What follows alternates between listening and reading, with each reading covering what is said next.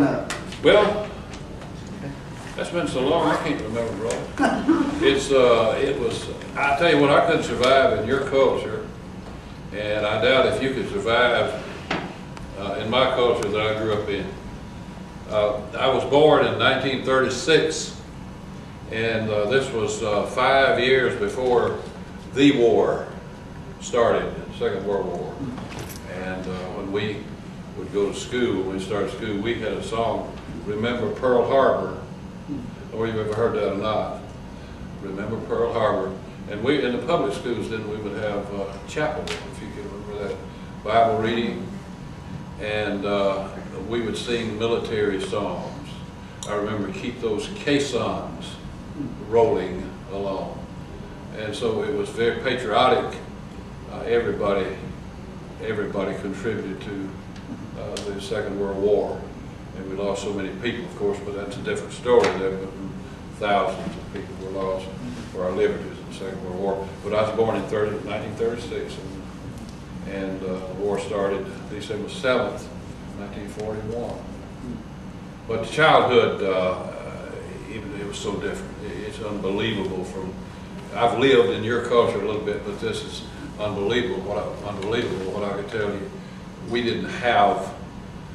For instance, we didn't have bathrooms. I used to tell a joke about my bathroom caught fire. I was telling, back when I was teaching, I would tell that joke to students who were seniors in high school. And I said, my bathroom caught fire last night. Sure enough, I was getting big. And I said, yeah, but we stomped it out before it spread to the house. Now, if somebody get one, how many got it? One person. We had outhouses. And every year, Mama would, sometimes I wonder if Mama wanted us to get grown. Because her remedies for different things were amazing. For instance, never tell Mama you have a stomach ache. Because that meant that she would grab the Epsom salts. Have you ever heard of that? Salts. And she had a cup. I think she kept that for that reason. And she would put hot water in that cup. And a spoonful of Epsom salts, and by the time you got that down, we wore overalls, and you'd hit that screen door of that kitchen, you would out, you'd get one gallus, buddy, before you hit that outhouse out there. And that was every spring. Every spring. We didn't hear about castor oil. People in town had castor oil, you know. But that's one of our remedies, the remedy for the croup. You had a lot of people going around, kids that, you know, we were susceptible to a lot of things. Diphtheria, we were worried about polio, for instance. We called it infantile paralysis back in those days. And, but anyway, her cure for the croup, that was the bronchitis, what we call bronchitis now. But it would get bad. You could hear it at school, people go, ooh, coughing that way, you know. And she gave us coal oil, sort of like kerosene, in a teaspoon with sugar. That's what we took. I'm wondering if Mama, she's gone now, but I'm wondering if Mama really thought we were going to grow up. But that kind of thing, of course, I had 4 brothers and 2 sisters. And of course we fought and argued all the time, just like we do now. But we had the same kinds of emotions that y'all have. We had our girlfriends, and we'd get lovesick, and we would cry and think the world was coming to an end and all that. But the culture was so different. We had mules. We plowed mules. We rode mules. We rode horses. We would have wagons pulled by mules, and we'd pick cotton. I was a regular hand, we call it, for cotton picking when I was 6 years old. And we made a crop, for instance, when my oldest brother was 14, and then we had, my next brother was, next to him was 11, I was 9. And we made a crop. That is cotton and corn and hay and all that kind of thing. If you can imagine that. That's the difference in the culture. So, my daddy was a carpenter, and he worked off during the war, I'm sorry. So when you were 6 years old, you're out in I'm out picking cotton as a hand. It wasn't because I wanted to, it wasn't a hobby, it was because I had to. What were you guys doing at 6 years old? Playing with toys. T-ball, playing with toys. Preschool. Preschool. So you mentioned maybe getting a little bit older. Having a love interest, what was Morris Schrimsher like as a teenager? Well, as a teenager, of course, I was about like the same size that, how old are y'all? How old are these people? 15. Huh? 15. No, when I was about 15, I was about average, and I hit a growth spurt at about 15 years old, and I went from 5'10" or 5'9" to 6'4". Hear that, Philip? And that changed my whole career, because the round ball came in then, a basketball, and that's a different story right there.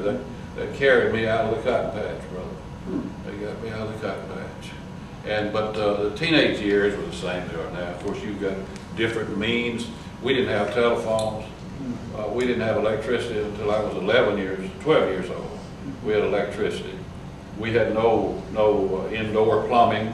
It was a well. We'd draw water out of the well, and we graduated and got pretty elite when we got the old well pump. We thought we was uptown then. But that's a different culture, you see.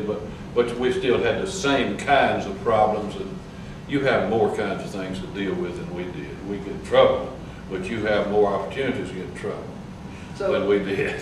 So nowadays, if you want to kind of let a girl know that you're interested in her, I guess you maybe send her some messages on Facebook, some text messages. Well, you wink at her, of course. We could, nowadays they do that. We'd wink at them. Okay. And if they winked back, you knew you had it made, man. For a little while anyway. They might be winking at somebody over your shoulder, though. And you'd be in trouble if you tried to put the make on one of those. That ever happened to you? Yes, a few times. But I met Patty when she was in the 9th grade, and that we stayed together from that time on to 54 years. She's been my wife. But I had girlfriends and she had boyfriends during that time, but we got together, so I stayed together, I guess. Well, what was it like when you were dating somebody else or she was dating somebody else? Well, see, at that time we weren't what you call in love, what we call going steady.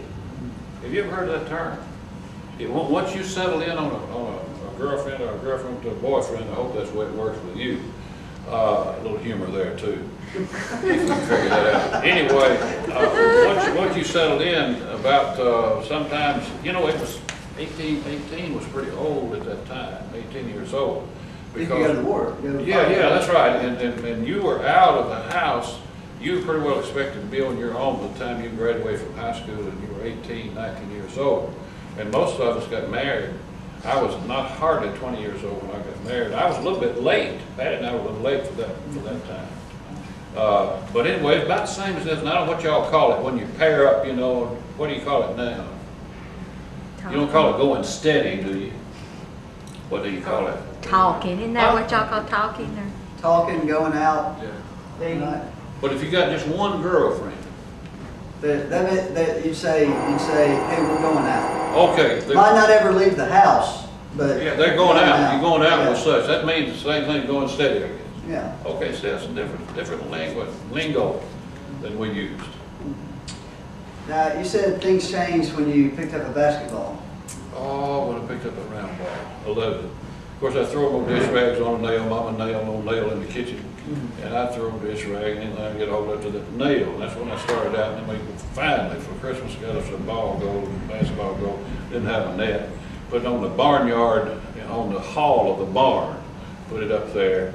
No net, but I finally managed to get one up there with both hands, and I went on from there and got in high school, of course, and excelled, and was able to get a Division I scholarship from East Limestone. I was the first person to get a Division I basketball scholarship from East Limestone High School, and I think that lasted 25 years before someone else got a Division I scholarship.